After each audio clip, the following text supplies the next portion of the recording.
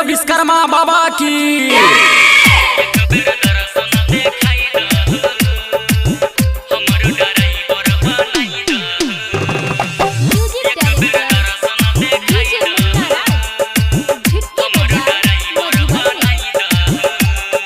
अभी आप सुन रहे हैं पुरसोलिया से सी म्यूजिक की प्रस्तुति। बाबा विश्वकर्मा तोहर महिमा महान, महिमा महान जान दुनिया जहान। बाबा विश्वकर्मा तोहर महिमा महान, महिमा महान जान दुनिया जहान। एक बेर दर्शन देखाई दहो, हमर ड्राइवर बनाई दहो। एक बेर दर्शन देखाई दहो, हमर ड्राइवर बनाई दहो। एक बेर दर्शन देखाई दहो, हमर ड्राइवर बनाई दहो। एक बेर दर्शन देखाई दहो, presented by Lovely Films Entertainment। तोरे दया सो चलै छ बाबा बसिया ट्रेन हो। तोरे दया सो चलै छ बाबा बसिया ट्रेन हो। जेकरा पे नजर फेरल हो बाबा उहे उड़बै छ एरोप्लेन।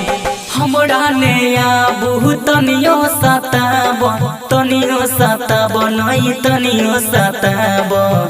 एक बेर दर्शन देखाई दहो, हमर ड्राइवर बनाई दहो। एक बेर दर्शन देखाई दहो, हमर ड्राइवर बनाई दहो। अखन अपने सब सुन रहे छी लवली फिल्म्स के शानदार प्रस्तुति।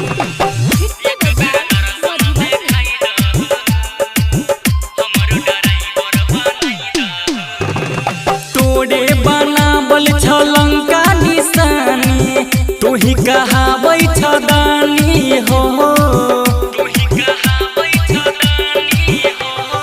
तोरे बनावल छ लंका निशानी, तोही कहाबै छ दानी हो। कहै छ राइटर शिवम सरोज, यही बेर किनब हम बुलडोजर। अंकित बिहारी पर नजर घुमाब, नजर घुमाब बाबा नजर घुमाब। एक बेर दर्शन देखाई दहो, हमर ड्राइवर बनाई दहो। एक बेर दर्शन देखाई दहो, हमर ड्राइवर बनाई दहो। बाबा विश्वकर्मा तोहर महिमा महान, महिमा महान जान दुनिया जहान।